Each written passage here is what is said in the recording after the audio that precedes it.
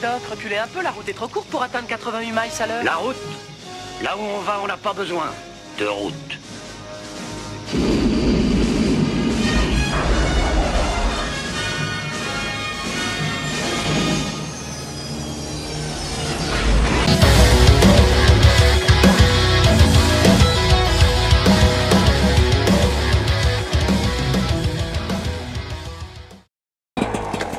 Salut tout le monde, c'est Marty.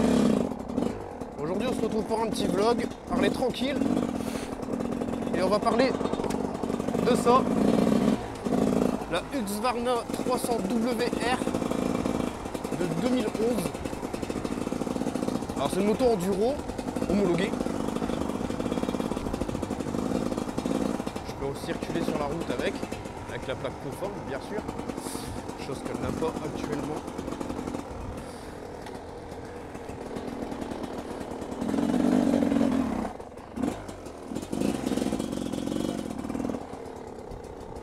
Alors voilà. Alors le freinage de cette moto est nickel. Le couple, franchement, moi je le trouve parfait. Pour ce que je fais en tout cas, c'est largement suffisant. Même des fois je trouve qu'il y en a trop. Après voilà, moi je suis pas dans le hard enduro. Je suis pas un professionnel comme je vous l'ai déjà dit.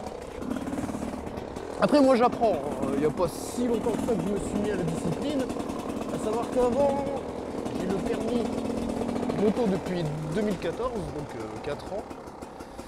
J'ai commencé avec un 600 CBR de 1993. Et puis je sais pas, un jour j'en ai eu marre des routes et je me suis dit bah tiens, pourquoi pas quitter la route et se faire plaisir avec une petite enduro.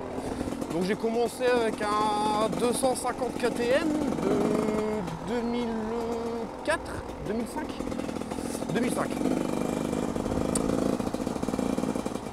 et que je me suis fait voler. Ensuite j'ai attendu le remboursement de l'assurance, tout ça et tout. Avec les économies que j'avais fait de côté et l'argent que j'ai récupéré de l'autre moto, bah, j'ai racheté celle-ci. J'ai dit bon allez, je me suis fait un petit peu la main, maintenant on va passer un cube au-dessus et puis faut pas oublier quand même que j'étais en 600 CBR, c'est pas du tout la même chose. Bon après j'ai demandé à quelques potes quelques conseils, est-ce que je prends 4 temps, 2 temps. Après ça dépend de l'utilisation que vous en avez. Personnellement moi je préfère le 2 temps en enduro, j'ai déjà testé un 4 temps et bon c'est bien, je dis pas, il y en a ils vont se faire à la 4 temps, tout ça et tout, mais j'ai trouvé ça plus joueur en fait le 2 temps, voilà, on accélère, c'est direct, quoi, il y a une réponse. Le 4 temps aussi, mais c'est plus linéaire. Beaucoup plus de couple, n'empêche. Mais bon. Pour vous faire la différence, avec mon 250, pour rivaliser au niveau puissance, j'ai un copain qui a un 400WR F, donc en 4 temps. Franchement ça se vaut quoi. Dans les grimpettes, tout ça et tout, franchement ça se vaut. Donc pour un 4 temps, il vaut mieux viser un gros cube en 4 temps. Bon après je sais pas si les nouvelles, moi je vous parle de ça, je vous dis son WRF il est de 2004, mais voilà c'est quand même une moto qui a 14 ans. Peut-être du vécu aussi, sûrement d'ailleurs. Mais bon, cela dit, enfin bref, moi j'ai craqué pour la Husqvarna, un petit peu son côté rétro. J'aime bien le côté un peu rétro de la moto en fait, par rapport à la bulle carrée avec une autre truc dedans. J'aime bien le old school en fait. D'ailleurs c'est pour ça que j'avais choisi le 600 CBR de 93. J'adore cette moto.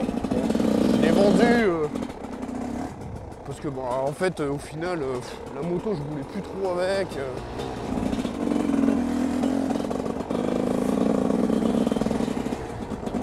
Donc voilà, on revient à la Husqvarna, donc ça a 300 cm3, donc comparé au 250, il y a 50 cm3 de plus, et je peux vous dire que je m'attendais pas à une grosse différence. Je me suis dit bon allez, un 250 en 2 temps et un 300 en 2 temps, ça doit pas faire énorme, mais bon c'est histoire de monter petit à petit dans les cubes quoi. Non, Je me suis littéralement trompé. Il y a une différence, mais phénoménale. Surtout quand vous arrivez dans une cuvette, en fait, pour la reprise, au niveau de la reprise, c'est direct, quoi. Il n'y a pas de temps d'attente de réponse ou quoi. Sur le 250, il grimpait aussi, mais là, c'est... Là, c'est... Ouais, ça lève, quoi. C'est off-road. C'est... Du coup, et du coup. Là, la moto, elle est toute d'origine, même la ligne, tout d'origine, tout. Il y a une boîte à clapet V-Force 3 carbone dessus, donc c'est bon, hein, je pense. Ouais, je tape pas trop parce que bon, tranquille, on part, on discute, on se promène. Bon, par contre, l'enduro, c'est pas du tout fait pour faire une petite balade en ville ou quoi. À savoir que c'est des motos qui chauffent quand même pas mal, et puis ouais, c'est des motos qui font leur remettre pour le cul, en fait. Niveau entretien, c'est rigoureux. Moi, personnellement, je la soigne rigoureusement. Tout ce qui est roulement, bras, faire attention au bon mélange d'essence, parce qu'un 2 temps, bah, pour ceux qui ne savent pas, il faut faire son mélange soi-même. Donc c'est-à-dire qu'on a de l'huile à côté et on fait un mélange essence et huile. Le 4 temps c'est différent, hein. Le 4 temps directement. Je vais vous montrer qu'en ville c'est trop chiant, quoi. En fait la boîte c'est trop court. Faut tout le temps être dans les chemins en fait. Allez là je suis en 5ème à 60 km/h. Je vais descendre d'ailleurs, je suis hors limite de vitesse. Bravo. Voilà, là je suis à 50, je suis en 5ème et la moto. Voilà quoi, elle en veut quoi. C'est vachement court. En même temps c'est pas fait pour faire de la moto. C'est pas la moto du baroudeur. Le réservoir il doit faire 9 litres. En 2 temps, bon ça consomme un petit peu plus qu'à 4 temps, mais ça va, c'est raisonnable. Enfin, moi je trouve que ça va quoi. Avec un plein, je tourne bien toute une matinée, voire toute une après-midi quoi. Après, à savoir que je fais quelques pauses, on essaie de refroidir la machine. Après voilà, c'est une moto de plaisir. Moi je la sors le dimanche, voilà, il fait beau, hop, on va aller faire quelques chemins. Pour le moment, je me suis pas lassé de cette discipline. De toute façon, en même temps, comme je vous dis, je suis en train d'apprendre.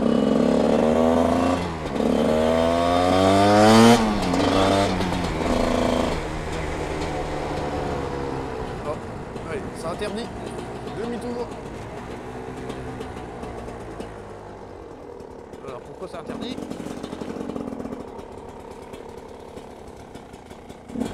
Ouais, il y a une festivité. Moi, je pense qu'il doit y avoir un gros temps.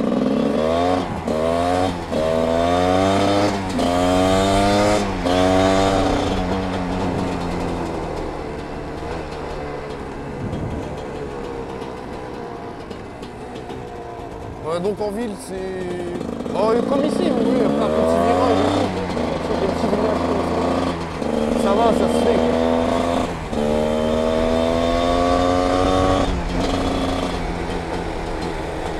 Mais bon. Le seul défaut que je trouve à cette moto, c'est... Oh, peut-être d'origine, elle fait énormément de bruit. Pardon, je trouve que ça fait énormément de bruit. En même temps, j'aime bien le bruit, mais bon. Des fois, ça pète quand même les oreilles quand on veut rouler pépère. Voilà, je suis pépère, ça pétarade. Le kick, il est horrible. Alors ça, chez Husqvarna, je sais pas ce qu'ils ont fait, mais ils se sont chier dessus quand ils ont étudié. Je sais même pas s'ils l'ont étudié, en fait. Pour le démarrage, des fois, c'est un calvaire. À chaud, ça va, la moto, elle démarre bien, mais à froid. Aïe, aïe, aïe, les retours de kick, c'est hallucinant. Sur un 300 cm3, mettre un aussi petit kick. Je sais pas ce qu'ils ont eu à comparer avec mon KTM. Franchement, mon KTM, c'était du caviar à côté, là, c'est du pain sec, quoi. Franchement, je sais pas ce qu'ils ont voulu faire. Mais ils se sont chiés dessus. Enfin, ouais, c'est le petit bémol de la moto. Après, niveau freinage, génial, d'origine, jante Excel. La fourche, elle est géniale, la suspension du milieu, la suspension du bras, elle est réglable, tout est réglable, même à l'avant et tout. Non, puis le design de la moto en lui-même, moi moi franchement je kiffe. Bon, il y a un peu le réservoir qui est un peu large quand même, à comparer encore une fois avec le KTM, hein. En même temps j'ai deux motos d'enduro. Le réservoir, il faut s'y faire en fait. Bon, après c'est 10 minutes d'adaptation, c'est tout fin sur KTM, on le sent pas, on a l'impression d'être sur un vélo. Là on sait qu'on a quand même une bécane entre les jambes, quoi. En vrai, j'ai même pas accélération poignée. Elle y va quoi. Les freins c'est du Brembo 2 pistons, disco flottant. Mais ce que vous ne savez pas, c'est que les 4 roues motrices bénéficient en plus d'un nouveau système de frein hydropneumatique injection GTX. Aïe aïe aïe. Franchement, le freinage, il est génial. Franchement, rien à dire. Sur le KTM, je trouvais que le freinage, il manquait un peu de mordant. Alors, sur le KTM, si je me trompe pas, d'origine, c'est du Nissin. C'est comme Honda, en fait. Honda, il équipe ses motos, je sais pas, mais ses voitures, je sais que c'est l'équipementier Nissin.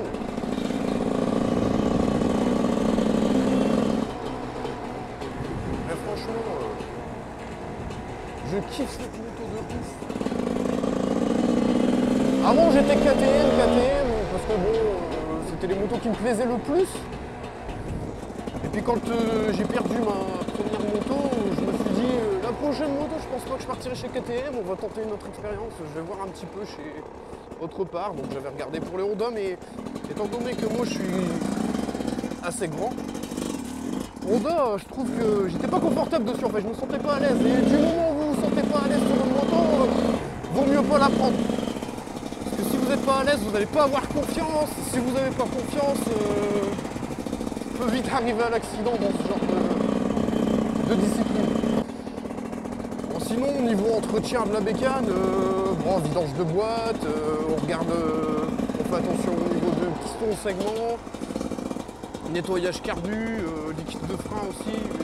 Je pense que le plus à faire attention sur ces bécanes-là, bon là je dis ça parce que ma moto elle a 3000 km, donc niveau piston je pense qu'elle peut encore y aller. De toute façon du moment où voilà quoi, il y a encore un bon retour de kick. La dernière fois je me suis pris dans le tibia, je me suis ramassé un bleu pendant 3 semaines. Le pauvre. Ça tolle, ça fait plus que du bien là où ça fait mal.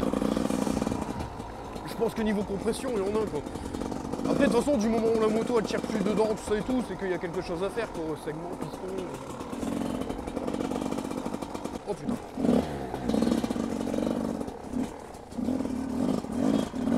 Oh, va falloir couper ton herbe ici là. Ouais, donc l'entretien, niveau boîte, bon, j'essaie de faire. Là pour le moment, depuis que je l'ai, donc je l'ai depuis janvier. J'ai commencé à en faire en mars. J'ai fait une vidange de boîte, quoi. J'essaie de faire environ tous les 20 heures, on va dire.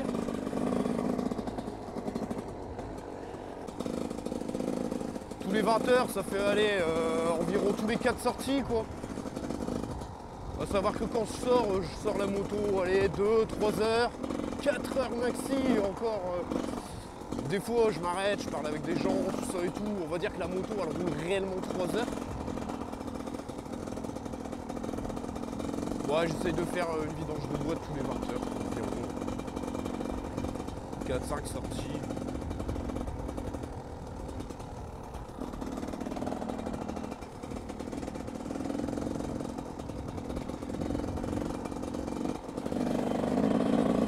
Elle est perdue.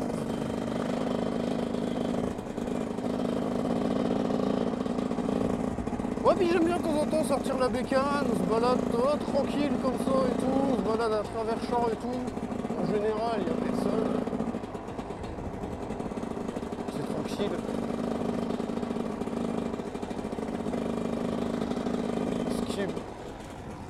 Ce qui est bien aussi, c'est que par chez moi, les routes comme ça, c'est pas ce qui manque. J'habite dans les Hauts-de-France. C'est vallonné. De chemin, pas beaucoup de chemin. Bon après, je pense que pour du hard enduro ou quoi, il faut un peu bouger parce que bah, c'est un peu plat par chez moi.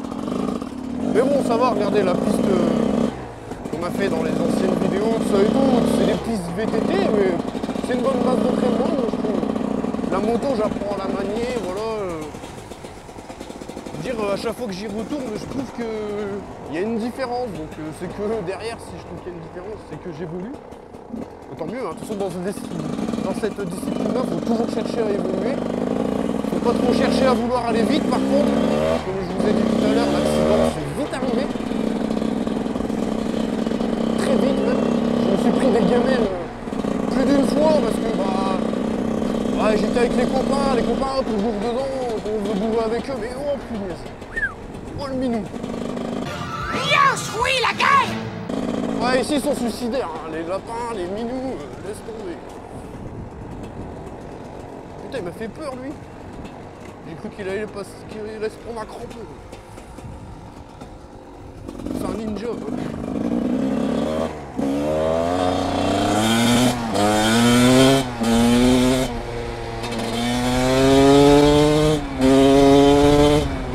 J'ai passé la quête, la moto l'a levé.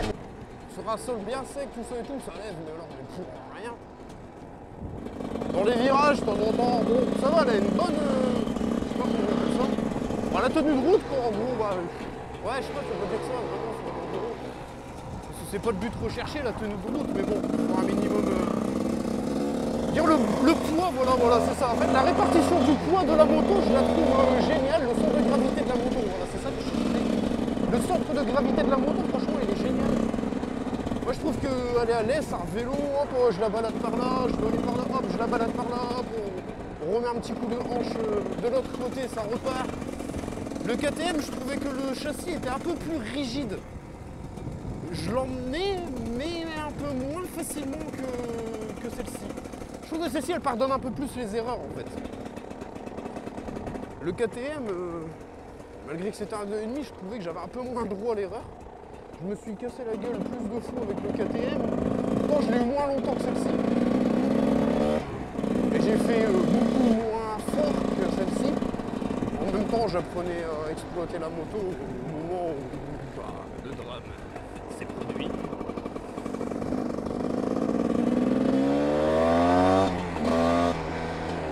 Et voilà, c'est génial. Allez. Il est encore perdu.